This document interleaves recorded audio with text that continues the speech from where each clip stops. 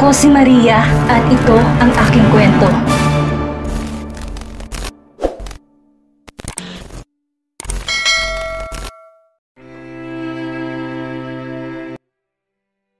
Naglalakad na si Carmela papunta ng office niya nang makasalubong niya si Omar, ang lalaking niloko siya noon. Lalampasan niya na lang sana ito nang harangin siya ni Omar. Blankong tiningnan ni Carmela si Omar. "What do you need?"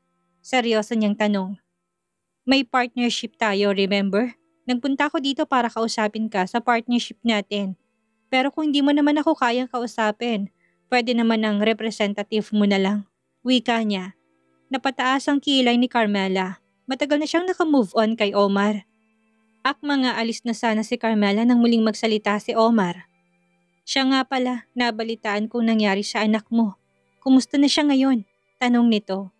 Naikuyom ni Carmela ang kamao niya. Ang pinakaayaw niya ay ang pinag-uusapan ng pangalan ng anak niya o ang kalagayan nito. Inis na hinarap ni Carmela si Omar. "Nagpunta ka ba dito para sa partnership ng mga kumpanya natin? O nagpunta ka rito para malaman ang nangyayari sa akin? Dahil ba sa nangyayari sa akin ngayon, lalo na sa anak ko? Tingin mo ba miserable ng buhay ko? Iniisip mo bang karma ko na yon for leaving you? At mas pinili si Adam kesa sa'yo? Masaya ba kayong makita na sasaktan at nahihirapan ako?" Galit na sigaw ni Carmela. "Calm down. Hindi ako nagpunta dito para makipagtalo sa'yo. Mali rin ang iniisip mo. Hindi ako masaya sa nangyayari sa'yo and I'm worried about you. Masaya rin ako para sa'yo dahil nahanap mo ng taong magmamahal ng totoo sa'yo. Bagay na pinagsisisihan ko dahil pinakawalan pa kita. Hindi ko naman nakikitang miserable ka. Pasensya na kung nagtatanong-tanong pa ako tungkol sa buhay mo. Hindi ko sinasadyang magalit ka." Pagpapaliwanag ni Omar, pinikit ni Carmela ang mga mata niya saka siya humugot ng malalim na buntong hininga para pakalmahin ang sarili niya. Ayaw na ayaw niyang pinag-uusapan ang pangalan ng anak niya. Ayaw niyang malaman nila na may sakit ito sa puso dahil ayaw niyang magdiwang mga taong may galit sa kanya at sabihin na deserve niya ang mga nangyayari lalo na sa anak niya. "Don't ask about me anymore, lalong-lalo na sa anak ko. Mind your own life. Kung nagkakaroon man tayo ng ugnayan sa business na lang yun. Huwag mo nang alamin ang tungkol sa buhay ko." May diin niyang saad. Tumango naman si Omar at pinagsisisihang nagtanong pa siya tungkol sa anak ni Carmela. "Pasensya ka na." Yun na lang ang nasabi ni Omar. Tinalikuran naman na ni Carmela ang ex-boyfriend niya. Sinundan ni Omar ng tingin si Carmela. Sincere naman siya sa tanong niya, hindi niya sinasadyang galitin si Carmela. "Nakita ko na ulit ang mga ngiti sa mga mata mo simula nang dumating sa buhay mo si Adam. Sana sa susunod na makita kita ulit, may ngiti na ulit sa mga mata mong yan. I'm really sorry, Carmela, for breaking your heart. Pero masaya ako na hanap mo ng taong magmamahal sa'yo ng totoo." Usal ni Omar sa kanyang sarili. Napabuntong hininga siya saka siya naupo sa waiting area sa lobby para hintayin na lang ang uutusan ni Carmela na maging representative nito. Habang naghihintay si Omar sa lobby ay nakita niya si Sofia na naglalakad papunta sa elevator. Kunot noon niya itong tiningnan dahil sa huling balita niya kay Sofia, sa ibang kumpanya na ito nagtatrabaho. Nilapitan ni Omar si Sofia at nang lingunin siya ni Sofia ay bahagya pang nagulat ito sa kanya. "What are you doing here?" Tanong ni Sofia. "May pag-uusapan lang kami about partnership." "Ikaw, anong ginagawa mo dito?" Nagsalubong ang mga kilay ni Sofia. "Partnership ng kumpanya nyo sa kumpanya ni Carmela? Hindi ba't bumagsak ang kumpanya nyo?" Nagtataka niyang tanong. Napatango-tango naman si Omar. "Yeah, muntik bumagsak. Mabuti na lang at pumayag pa rin si Carmela na makipag-partnership sa amin. Malaking tulong sa kumpanya namin ang kumpanya nyo." Iniwas ni Sofia ang paningin niya. "Kumpanya ni Carmela, hindi naman sa akin to. Hindi akong tunay na anak ni Ma'am Trina." Mapait niyang saad. "Then, what are you doing here?" "Nakiusap lang ako kay Carmela na tanggapin niya ako bilang intern. She accepted me. Sa lahat na nagawa kong kasalanan sa kanya, blessing in disguise yun para sa kanya. Kung hindi kita inagaw sa kanya, sa tingin mo ba, makikilala nila ni Adam ang isa't isa? I don't think so. We deserve what is happening to our life now." Hindi man naningil si Carmela pero langit ang naningil para sa kanya. Mapait na ngumiti si Sofia. Siguro kung una pa lang naging mabait na siya kay Carmela, baka hindi ito nangyari sa kanya. Sumang-ayon naman si Omar sa mga sinabi ni Sofia. Pero kung magandang buhay ang naghihintay sa kanya kapalit ng panloloko ko, hindi ko na pinagsisisihang ginawa ko pa yon. Kung hindi ako nagkakamali, 5 taon siyang tila nakakulong sa loob ng sarili niyang pamamahay. Because of your mother. Alam ko namang wala kang kasalanan pero sana, malaman mong hindi deserve ni Carmela ang lahat ng pinagdaanan niya sa mga nakalipas na taon. Seryosong wika ni Omar, napairap na lang si Sofia. Pero hindi niya maikakaila na tama si Omar. Hindi deserve ni Carmela ang nangyari sa kanya. Iniwan na ni Sofia si Omar para pumasok sa trabaho niya. Kung ano man ang nangyayari sa buhay niya ngayon, tanggap niya na yon. Pagsapit ng hapon, bumaba na kaagad si Carmela para sa lobby na lang sila magkikita ni Adam. Halos wala pang 5 minuto siyang naghihintay nung dumating ng asawa niya. Pinagbuksan na siya ng guard ng pintuan. "Hi love, how was your day?" Nakangiting tanong ni Adam. Nagagawa man nilang ngumiti ngayon, hindi pa rin yun umaabot sa mga mata nila. "I'm fine, gusto ko na ulit makita si Calix. Kamusta na kaya siya?" Bakas ang excitement sa tinig ni Carmela. Magandang kalagayan ng anak nila kahapon. Sana mas naging maayos ang kalagayan nito ngayon. Pagdating nila sa ICU ay nagbihis na kaagad si Carmela. Maaga pa kaya naghintay na lang sila sa waiting area dahil palagi naman saktong visiting time lang nagbubukas ng pintuan ng mga nurse sa ICU. Humugot ng malalim na buntong hininga si Carmela. Hindi niya alam kung bakit nanginginig ang kalamnan niya. Pakiramdam niya nilalamig na siya sa sobrang kaba. "Are you okay?" Tanong ni Adam na mapansin niyang tila hindi mapakali si Carmela. "Yeah, of course, I'm fine. I'm just excited to see our son." Nakangiti niyang sagot. Hindi naman na nagtanong si Adam. Nang bumukas ang pintuan ay pumasok na kaagad si Carmela. Dumiretso siya sa anak niya. Nang makita niyang wala na itong tubo ay napangiti siya. Hindi niya akalain na natanggal na pala ang tubo nito. Umiiyak ang anak niya pero wala pa rin itong boses. "Hi anak, I'm so happy to see you without the tube." Aniya, hinawakan niya sa ulong anak niya sa kanya ito hinahaplos habang kinakausap niya ito. Tila nakikilala naman ng anak niyang boses niya kaya tumigil to sa pag-iyak. "Nakikita mo na ba si Mommy?" Nakangiti niyang tanong dahil tila ba nakikipag-eye to eye ng anak niya. "Hello po Mommy, kamusta ka po?" Masiglang tanong sa kanya ng nurse. "Okay lang nurse, kumusta ang baby ko?" Tanong niya nang hindi inaalis ang tingin sa anak niya. Natutuwa siyang makitang wala na itong tubo. Ibig sabihin kaya ng anak niyang huminga na sarili niya? Unti-unti na pong nakaka-recover si baby. Inalis na po nila doc yung tubo niya kagabi. Tolerable naman po ni baby kaya naka-oxygen na lang po siya. Inalis na po nila doc yung iba niyang gamot. 3 na lang po ang natitira. Mommy, nasabi sa akin nila doc na kapag kaya na ni baby na magstay sa ward, baka ilipat na po siya bukas kaya i-prepare niyo na lang po mga gamit ni baby. At gamit niyo pong magbabantay. Maghintay lang din po kayo ng update. Posible po kasi na magbago, depende po sa kalagayan ni baby. Tatawagan lang naman po kayo ni Mommy if ever na magbagong sinasabi ni Doc. Magdala lang po kayo ng mga gamit Mommy para kung hindi na po kayo pauwiin ni Doc, may gamit na po kayong dala. Mommy, hindi pa po ito sigurado ha? Titignan pa po namin bukas kung maililipat na si baby sa ward. Tumango-tango si Carmela. Tinatago ang kasiyahang nararamdaman niya. Hindi man matuloy ang paglipat ng anak niya bukas, okay lang sa kanya. Ang importante sa kanya ay alam niyang posible nang mailipat ang anak niya sa ward sa mga susunod na araw. "Sige nurse, thank you." Ngumiti lang naman ang nurse sa kanya pabalik. Inilagay ni Carmela ang hintuturo niya sa kamay ng anak niya. Hinawakan naman ito ni Calix. "Anak, kung ang pagaling mo ang kapalit ng mga pag-iyak at pag-aalala namin, ayos lang kay Mommy at Daddy. Worth it naman lahat ng sakit na nararamdaman namin dahil sa wakas, posible ka nang makalabas. Anak, kapag nasa ward na tayo, dapat hindi ka na babalik dito ha? Kayanin mo na dapat lahat ha?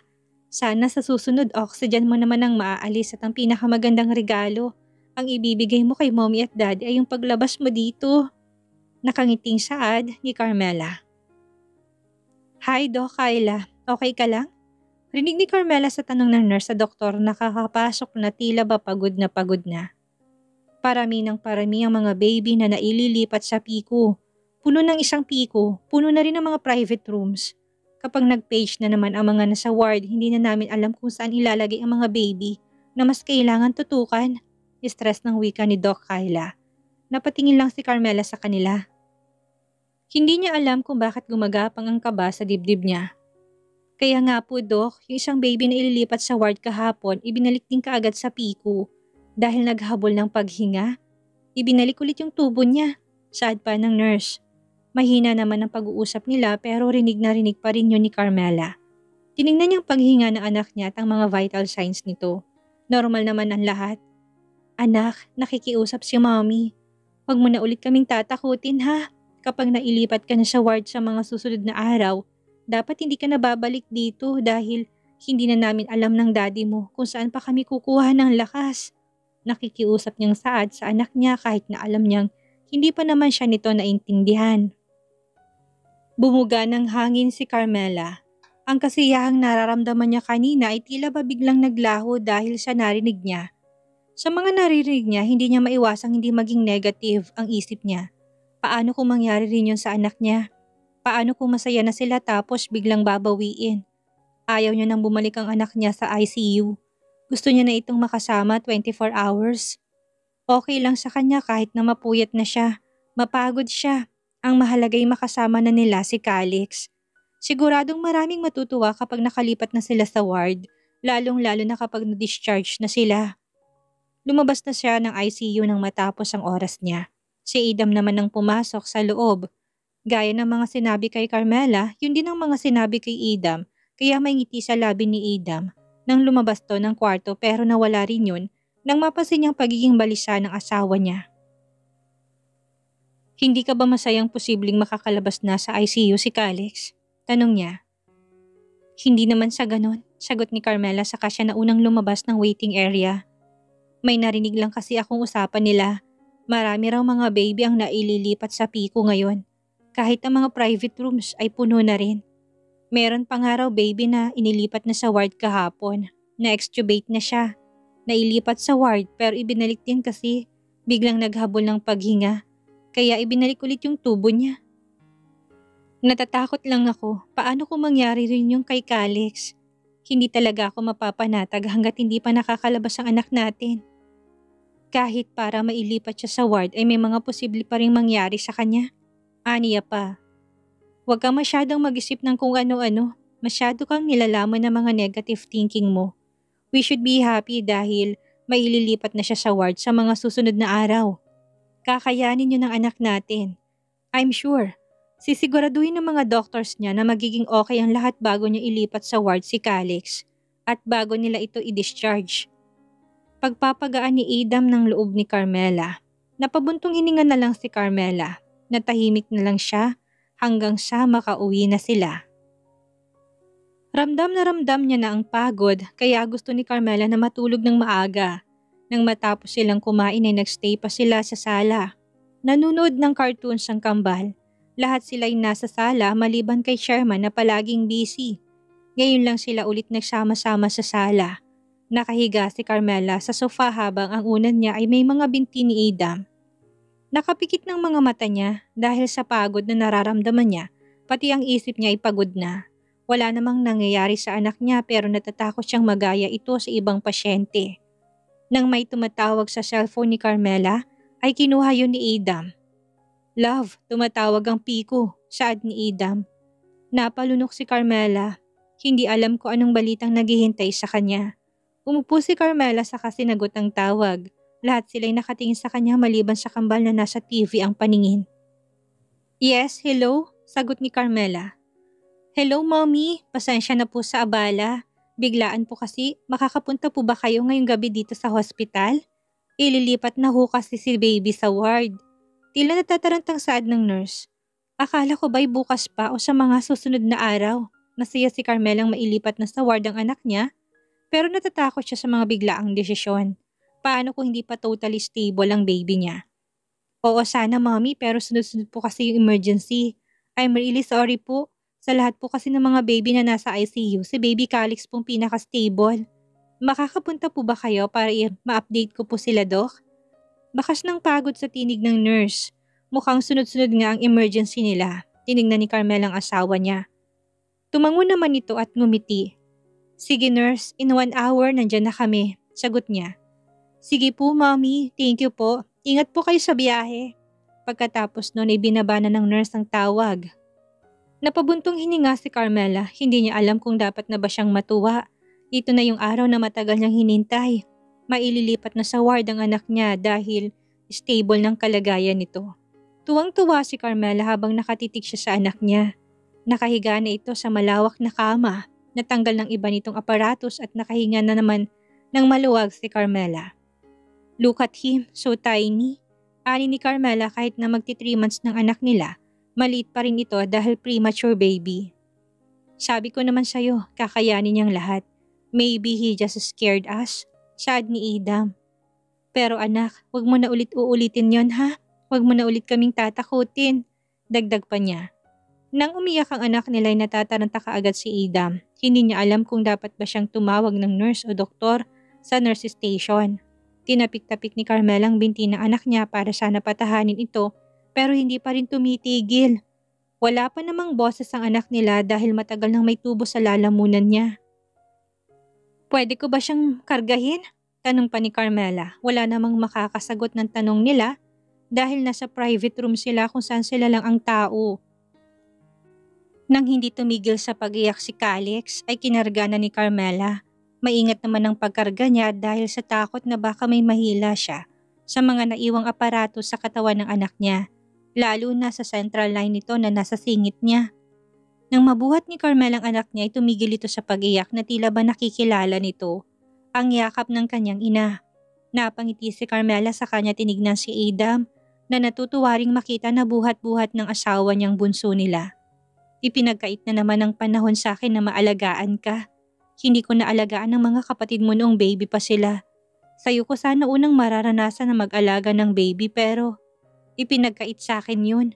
Okay lang naman anak, pwede pa naman akong bumawi. Galingan mo pang lumaban ha? Nandito lang kami para sa'yo, saad ni Idam. Nakatulog kaagad si Calix sa mga bisig ni Carmela. Dahan-dahang ibinaba ni Carmela ang anak niya pero nang maibaba niya na ito, bigla ulit itong umiyak. Tinapik-tapik niya ang binti ng anak niya. Pero hindi pa rin ito tumigil sa pag-iyak, kaya muli niya itong kinarga. Nagkatinginan silang dalawa nang tumigil ito sa pag-iyak. Naawa si Carmela sa bunso nila. Ano na lang ang buhay ng anak nila sa ICU sa mga oras na hindi nila ito kasama. Hindi naman palagi ay nakatutok ang mga nurse sa anak nila. Kapag ba umiiyak ito at hindi napapansin ng mga nurse, kusa na lang bang hihintong anak nila?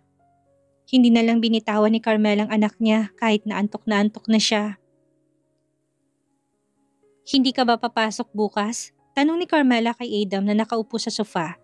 Hanggat hindi pa to nakakalabas si Calix, sasamahan ko rin kayo dito. Marami namang pwedeng gumawa ng mga trabaho ko sa kumpanya. Madalas ding tapusin ni Roel ang mga trabaho ko. Tungkol naman sa sarili nating business, nandun naman si Marco at Arnold kaya wag mo kong alalahanin. Sasamahan ko kayo dito hanggang sa makalabas ang anak natin. Sagot ni Idam na ikinatango na lang ni Carmela. Tinignan ni Carmela ang anak niya saka siya napangiti. Akala niya talaga ay mawawala na sa kanilang bunso nila, mabuti na lamang at lumaban pa rin ito. Matulog ka na at ako nang magbabantay ngayong gabi, saad ni Carmela sa asawa niya. Lumapit naman si Idam sa kanya saka ito naupo sa gilid ng kama. Ako nang magbabantay, alam ko namang kanina ka pa inaantok. Ako na magbubuhat sa kanya. Umiling naman si Carmela. Kahit na antok na siya, gusto niyang alagaan ang anak niya dahil halos 2 buwan niya rin itong hindi naalagaan. Kaya ko naman, ako nang magbabantay ngayon. Ikaw naman bukas. Aniya. Wala namang nagawa si Idam kaya bumalik na siya sa sofa para doon matulog. Hindi na ibinaba ni Carmela ang anak niya dahil ramdam niyang mas mahimbing ang tulog nito kapag karga-karga niya. Napangiti si Carmela habang nakatitig sa anak niya. Hinaplos niyang pisngi nito. Hindi niya mapigilang hindi maging emosyonal dahil kapag iniisip niyang iyak ng iyak ang anak niya at walang nakakarinig, malamang ikusa na lang itong hihinto sa pag-iyak. Sumandal si Carmela sa fence ng kama saka ibinalot ang sarili niya sa kumot dahil malamig ang kwarto. Ipinikit niyang mga mata niya habang karga-kargang anak niya. Nakatulog naman siya kasabay ng anak niya. Makalipas ang 1 oras ay naramdaman ni Carmela ang paglikot ng anak niya, kaya nagising siya. Hindi niya naman ito naririnig dahil wala pang boses. Gusto niya sanang padidein ang anak niya dahil baka nagugutom na ito. Pero may feeding tube pa ito. Ilang minuto lang naman ang lumipas nang pumasok ng nurse na dala-dala ang gatas na nasa malaking syringe. Late ba ako, mommy? Pasensya na, inoorasan ko naman po ang milk ni baby. Ibibigay ko na pong milk niya ngayon, sad ng nurse. Tumangulang naman si Carmela. I-check ko muna, mommy, kung nasa pwesto pa yung tube ni baby. Sad pa nito sa kanilagay sa tenga ang stethoscope at pinakinggan ng tiyan ni Calix. Nang masiguro niyang okay pang feeding tube nito, ay nilagay niya na sa infusion ng malaking syringe at sinet ang time. Okay na po, mommy. Babalik na po ako mamaya after 2 hours. Sad pa ng nurse. Okay, nurse. Tanging sagot ni Carmela. Inihela ni Carmela ang anak niya kahit na nakaupo lang siya. Hindi naman mahirap patigilin sa pag-iyak ang anak niya. Kapag nakatulog ng anak niya ay ipinipikit din niyang mga mata niya hanggang sa nakakatulog din siya. Nasa ibabaw ng mga binti niya anak niya habang nakasandal ang likod niya sa fence ng kama. Sa pagsapit naman ng hapon ay si Adam ang nagbabantay sa anak nila.